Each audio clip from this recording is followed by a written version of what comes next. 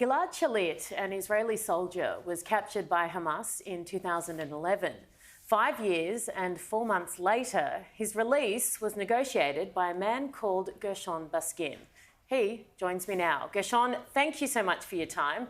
How did you convince a terrorist organisation like Hamas to release a hostage? Well, Gilad Shalit was actually captured in 2006. He was released in 2011.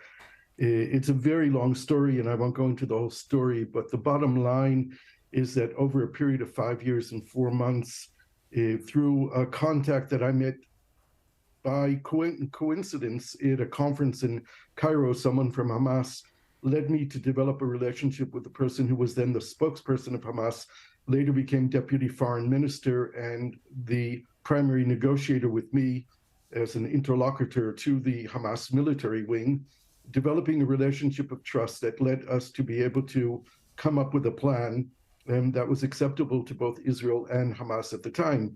But let's remember, it took more than 5 years to do that.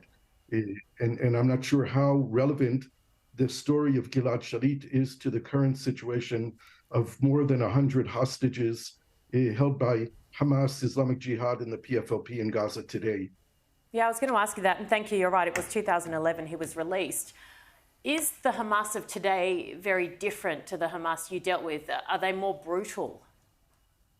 Well, you know, if you would have asked me before this past Saturday if Hamas was a terrorist organization, I would have answered that parts of Hamas engage in terrorism, but Hamas is a political movement that governs a piece of Palestine and has social programs and all kinds of other things. I think today, after witnessing the brutality of the attack that took place in Israel, these crimes against humanity, war crimes, I think we can only conclude that Hamas is a terrorist organization.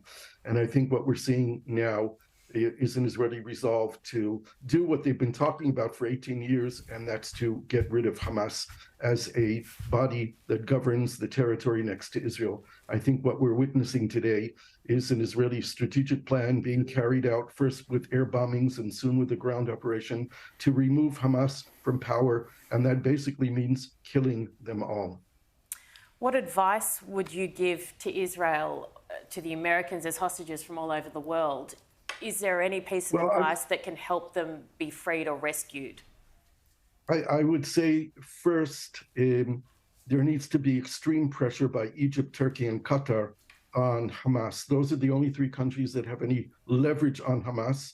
I think if we're going to be real about it, and I sent this message last night, hoping to get to the Qatari foreign minister, that I know they're involved in trying to convince Hamas to release the prisoners, but if they're serious, they have to tell Hamas that they have 3 days to release the prisoners, and if not, Hamas will be expelled from Qatar.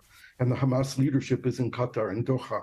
The same thing for Turkey. There are hundreds of Hamas operatives in Turkey. If President Erdogan is serious about helping release the hostage, which is the only humanitarian thing to do, he has to notify Hamas that they have 3 days to release the hostages. If not, all the Hamas people in Turkey will be expelled.